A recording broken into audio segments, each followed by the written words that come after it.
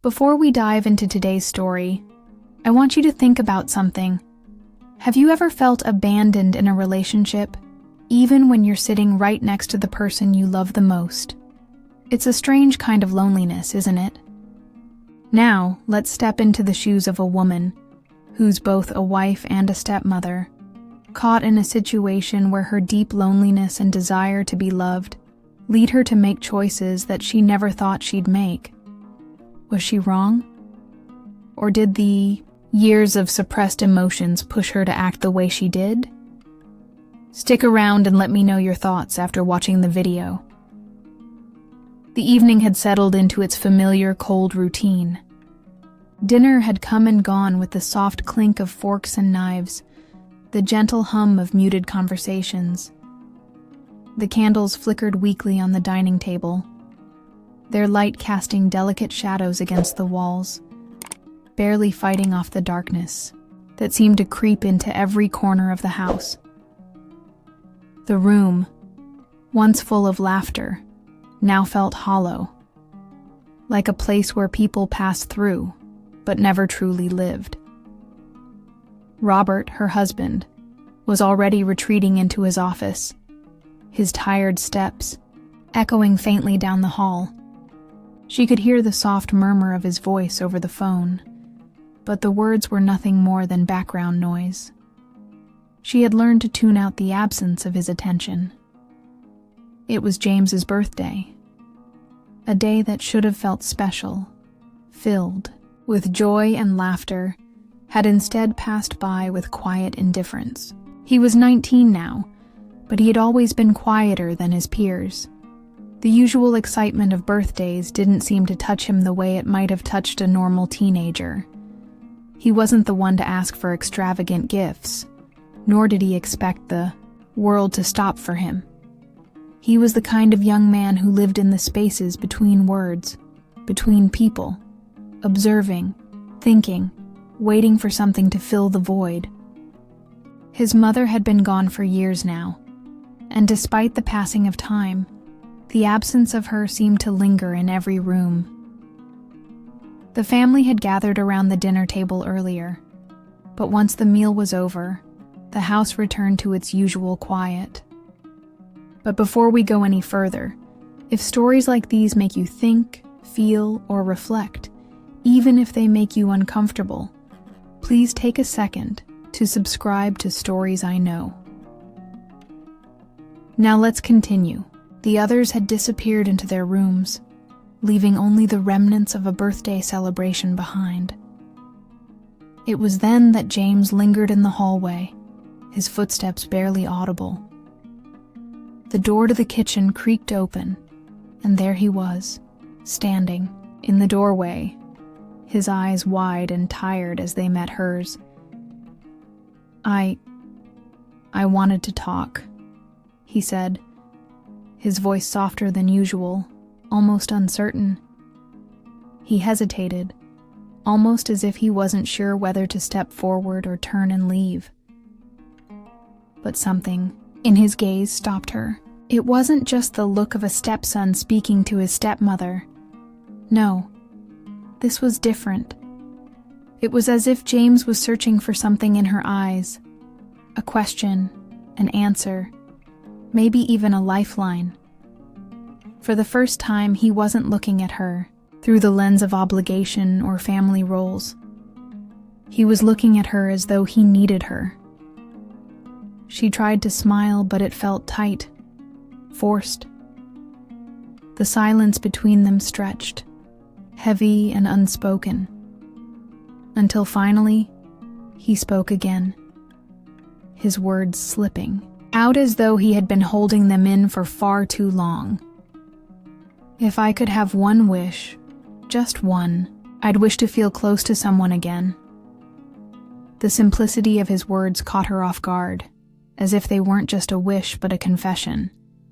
There it was, raw, unfiltered. A deep yearning for connection, something they both seemed to be starved for in different ways. He wasn't asking for anything grand or complicated. He was asking for the one thing that she too had been silently craving for what felt like an eternity. For a moment, the world around them seemed to disappear. The walls of the house, the hum of the ceiling fan, even the distant noises of Robert working in his office. All of it faded into a distant blur. The only thing that remained was James's voice, his quiet admission hanging in the air between them. It was as though the words had cracked open a door she had sealed shut long ago. She had lived for so long in a marriage that had become little more than a series of empty gestures and unspoken frustrations. Robert, her husband, no longer saw her. Not truly. He saw her as the woman who cooked, who cleaned, who managed the house. But the woman he had once promised to love and cherish had slowly disappeared under the weight of years of neglect. The desire for connection, for intimacy, had long been extinguished in their relationship. He wasn't cruel, no. He was simply absent. The evening spent lying next to him, his back turned to her as he faced the window, were a daily reminder of how far they had drifted apart. She would cry sometimes, not because something terrible had happened, but because nothing ever happened at all. She had learned to fall asleep without expecting his arm to reach for her, without the comfort of his touch. James's words, so simple yet so profound, stirred something deep inside her. It was the echo of a longing she had buried so deep within herself that she had almost forgotten it existed. To be seen, to be felt, to be wanted, not as a caretaker, but as a woman, as a person worthy of connection. It was a longing that had festered in the silence between her and Robert for far too long. And here, in this quiet moment with James, she realized how desperate she had become to feel alive again. There was no obvious dramatic moment, no loud warning bells. There was just a young man, alone in his own grief, speaking a truth that resonated deeply within her. The way his eyes met hers, vulnerable yet searching, made her feel seen in a way she hadn't in years. And she wanted to be that person for him, the person who could reach out and bridge the vast emptiness they both felt. But what was she really feeling? Was it compassion? Was it pity? Or something more? The confusion in her heart was sharp, biting. She couldn't answer those questions in that moment. All she knew was that the emptiness she had been living with for so long now felt more tangible, more present than ever. And when James sat down next to her, the space between them seemed to grow smaller, despite the physical distance. For once, the house felt less hollow. For once, the silence between them didn't feel like a burden, but an invitation. Her heart raced as she looked at him, not just as a stepson, but as someone who was, in this moment, as lost as she was. And in that shared silence, that quiet recognition, she could feel the dangerous pull of what was slowly unfolding between them. The night carried on, but it was no longer the same. The weight of James's words lingered in the air, a quiet tremor in her chest that refused to be ignored. Was it right? Was it wrong? The question she couldn't answer began to consume her, and the realization slowly dawned on her that something had shifted. This wasn't just about a birthday wish. This wasn't just about a fleeting moment of connection. This was the beginning of something far more complicated, a change in the way she saw herself and the way she saw James. As she walked past him, that night, on her way to bed, the echo of his wish followed her like a shadow. She could still hear his voice, soft and sincere, asking for something she, too, had been longing for. The guilt crept in, but it was quickly swallowed by the intense need to feel seen, to feel real again. The house remained quiet, but now, every room seemed to hold its breath, waiting for the next shift. And in the silence of the night, she found herself wondering how long she could keep pretending that nothing had changed. How long could she live with the guilt of what had begun in that simple, innocent moment? The letter arrived a few days after that quiet conversation in the kitchen, the one where James had shared his wish to feel close to someone again. She hadn't expected anything more. Nothing that would complicate things further, at least not in the way it did. The envelope was simple, a plain piece of paper folded neatly within it. No dramatic flourish, no bold statements, just a letter. Yet somehow, it carried the weight of something far more profound. When she opened it, her fingers trembling slightly, she found the words James had carefully written. He called it a writing exercise, just a fictional piece he'd worked on. But she knew better. This wasn't fiction. Not at all. His words were not just an observation of some imaginary woman. They were about her. About how she moved through the house like a ghost. How she smiled even when no one was looking.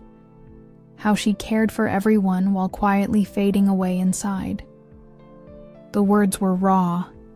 They felt like an intimate glimpse into the deepest corners of his soul, a reflection of how he saw her, how he truly saw her.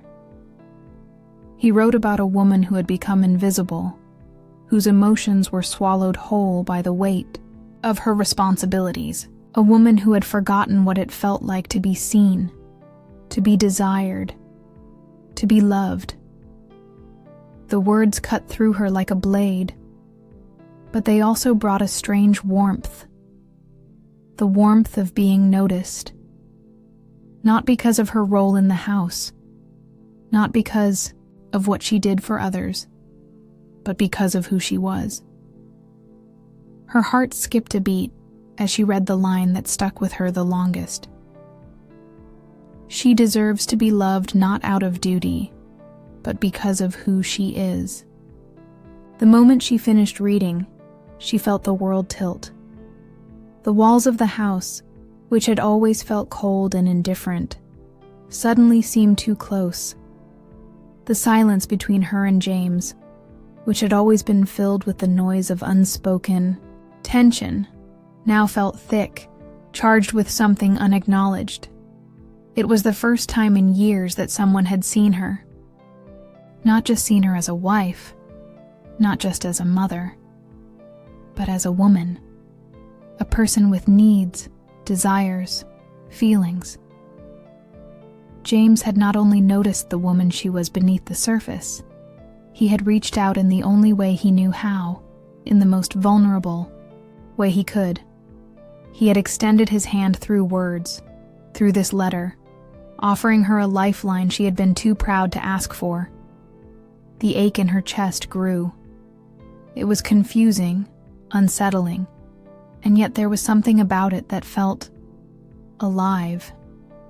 It had been so long since she had felt wanted, truly wanted for herself. James's words had pierced through the numbness that had crept into her soul over the years. She could feel herself stirring again, as if waking from a long slumber. Her marriage to Robert had long been a shell of what it once was. The affection had faded, and the connection had withered into routine.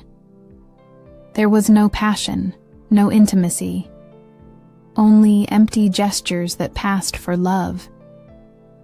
The night spent lying next to him felt like a lifetime of longing. Her body was close to his, but her heart was miles away. She had tried to reach for him, tried to revive whatever spark was left, but the effort was always met with silence. She had learned to live without his touch, without his attention. without the affection she had once believed she deserved. The distance between them was not just physical, it was emotional, a chasm that she had no idea how to bridge. But now, with James's letter in her hands, everything was different.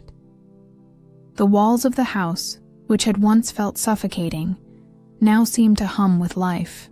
James's words had stirred something in her, something buried deep inside that had been hidden under the weight of her duties for far too long.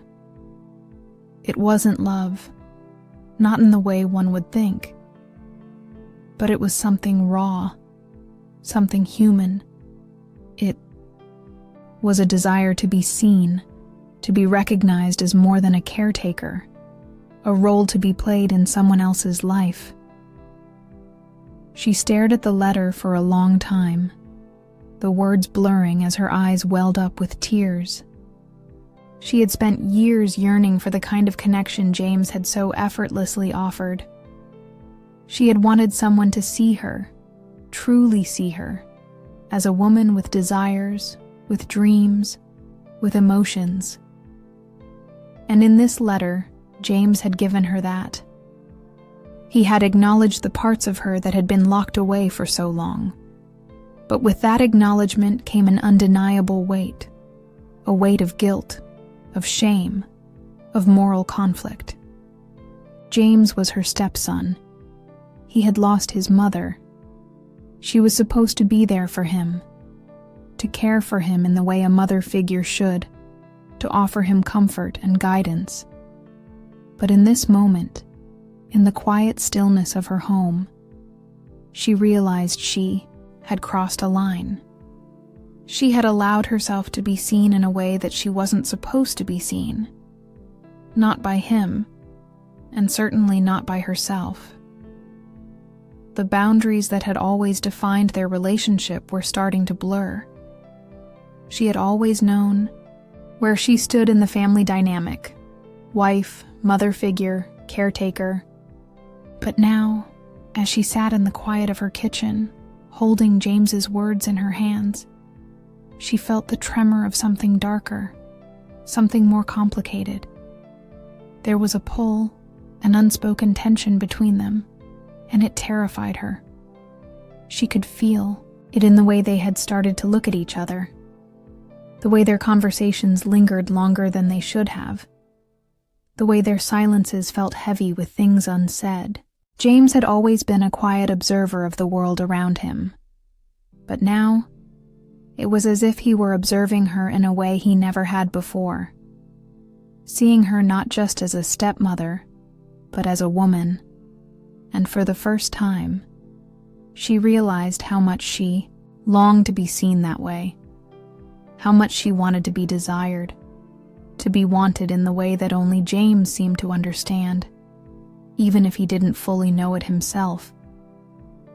Her mind raced, torn between the guilt of what she was beginning to feel and the yearning that had taken root in her heart.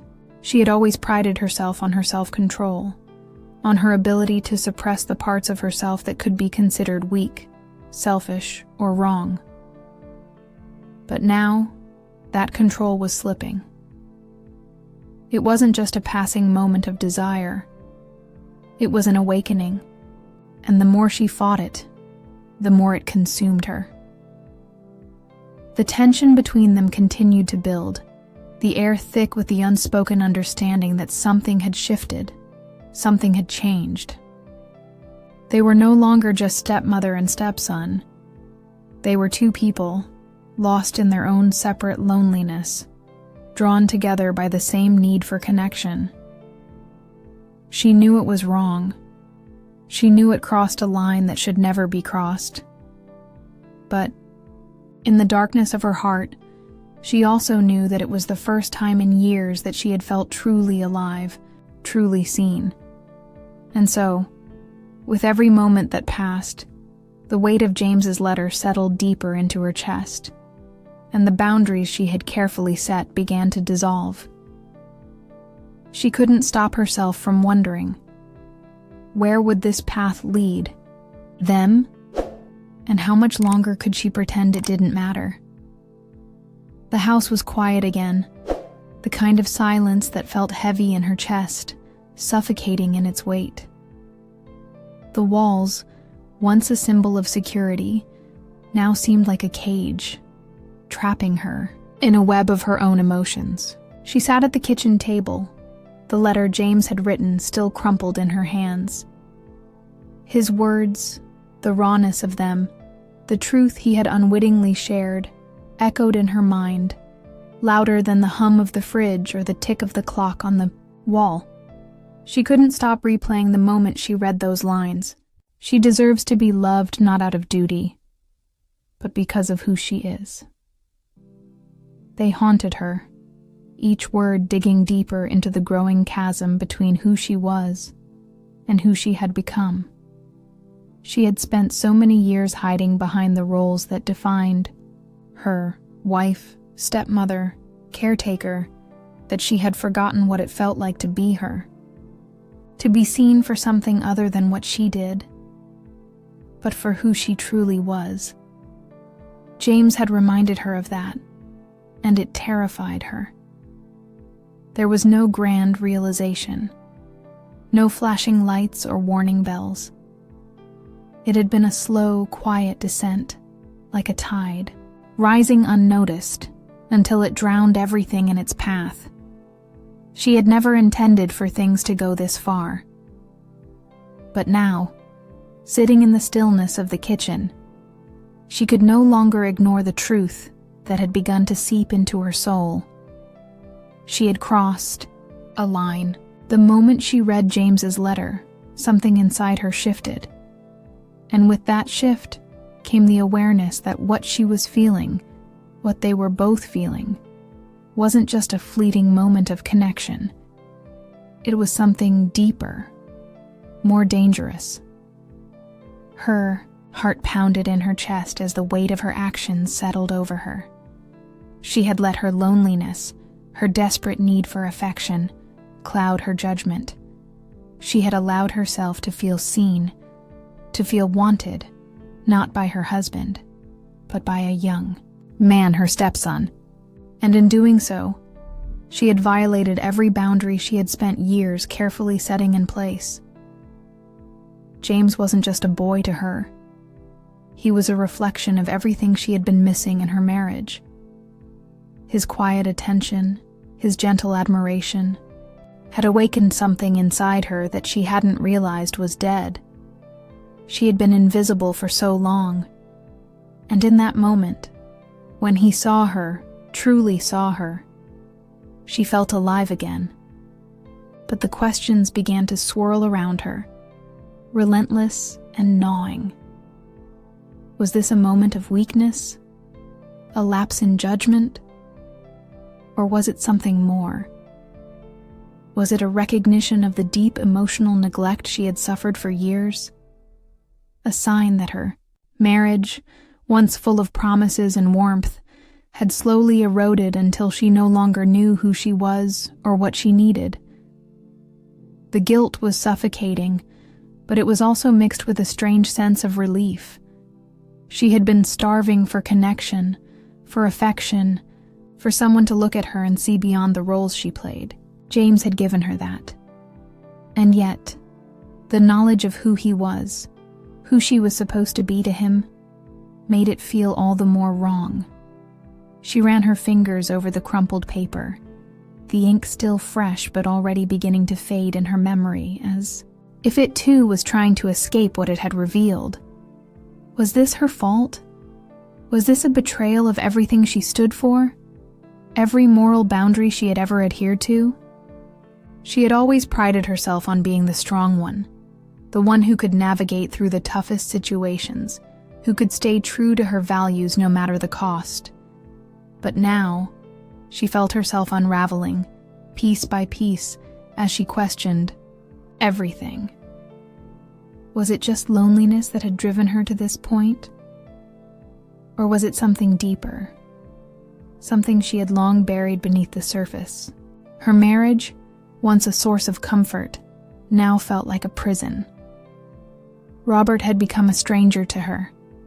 His silence, his indifference, had turned their home into a house of echoes. She had tried to fill the emptiness, tried to make the best of it, but every day felt like a rehearsal for a life she no longer recognized. She had tried to find fulfillment in caring for others, in making sure the house was in order, in doing all the things a wife and stepmother should do. But none of that mattered anymore. None of it filled the space inside her that longed to be touched, to be seen, to be loved. The more she thought about it, the more she realized how much her marriage had failed her.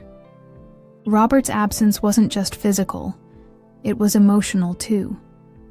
He had retreated so far into himself, buried under his own grief and responsibilities, that there was no room for her anymore. She had become a shadow, a caretaker in the background of his life, fading away as he became more and more distant. James, in his quiet way, had noticed her, and that small act of noticing had triggered something inside her, something she thought she had buried for good. But as the days passed, she found herself questioning whether what she had done with James was an act of emotional survival or a desperate cry for something more. She had felt alive in those moments, felt seen in a way that she hadn't in years. But it had come at a cost. She had crossed a line, and now there was no turning back. Her mind raced as she thought about what this meant for her family, for her marriage. How could she ever go back to pretending nothing had happened? How could she continue to live in a house that felt so empty, with a husband who no longer saw her, and a stepson who had crossed a line she had never even realized was there?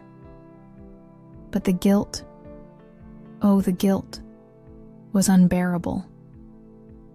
Every glance she shared with James felt like a betrayal. And yet, she couldn't help herself. She wanted more. She wanted to feel wanted again, to be seen for who she truly was. It was a need so deep, so visceral, that it had overridden every logical thought in her head. She had become trapped in a vicious cycle of yearning, and James had unknowingly become the one to offer her what she had been missing. And so, the tension between them grew. Unspoken, but undeniable. She could feel it in the way they moved around each other now. The way their glances lingered just a little too long, the way the air felt thick when they were in the same room. It was a tension she didn't know how to release, a tension that made every moment with him feel both thrilling and terrifying. The ethical dilemma twisted inside her, and she found herself questioning her every move. Was it wrong to seek connection? Was it wrong to want to be loved? Or was the real betrayal the fact that she had allowed herself to go so long without acknowledging her own needs, without asking for what she truly wanted? Her heart clenched as she faced the truth she had long avoided. Sometimes, the greatest betrayals aren't the ones we commit against others. They're the ones we commit against ourselves. The house felt colder now, even with the warmth of the sun still creeping through the windows. Each morning, the space seemed more foreign to her, like a house built for someone else. The silence between her and Robert had thickened, become more oppressive. She had tried to ignore it, to pretend that nothing had changed, but she could no longer lie to herself. The letter, James's words, had cracked open a door she hadn't even realized she had locked away.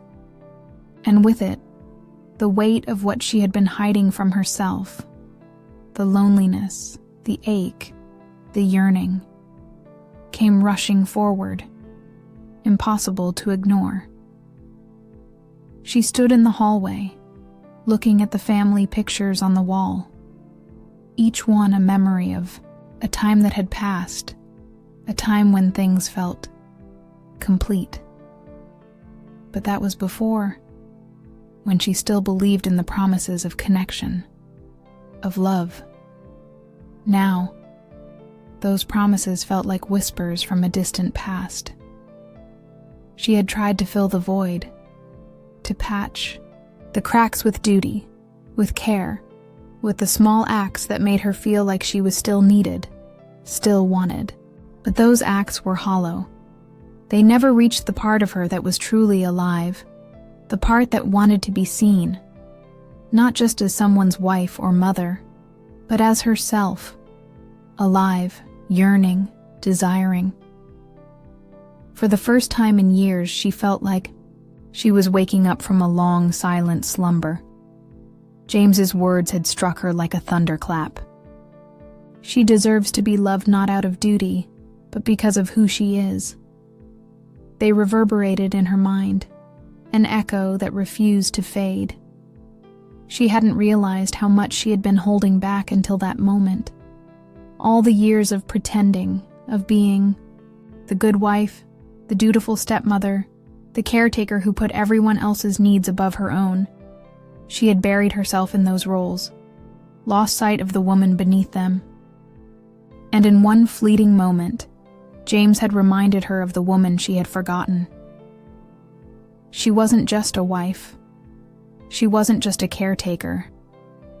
She was a woman with desires, with needs that had been ignored for too long.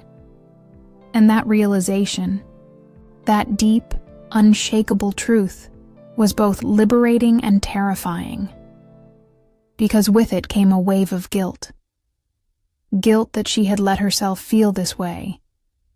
Guilt that she had allowed James's attention to stir something in her that should never have been stirred. She had crossed a line she could never uncross. The moral questions were like daggers in her mind. Had she done something wrong? Was this a moment of weakness, or was it a deeper truth about herself that had been buried too long? Had she allowed loneliness to push her into this connection with James, which was both comforting and dangerous? The question that gnawed at her was this: had she allowed herself to be seen, truly seen, for the first time in years? Or had she simply allowed herself to want what she shouldn't? Her marriage to Robert, she realized, had been like a slow death. The love had faded years ago, replaced by routines, by obligations. She had poured herself into the roles expected of her, but in doing so, she had disappeared. She had let herself become a shadow, a ghost walking through the house, fulfilling responsibilities, but never truly living. Robert didn't see her anymore. He hadn't seen her in so long. The emptiness between them had grown too vast to bridge.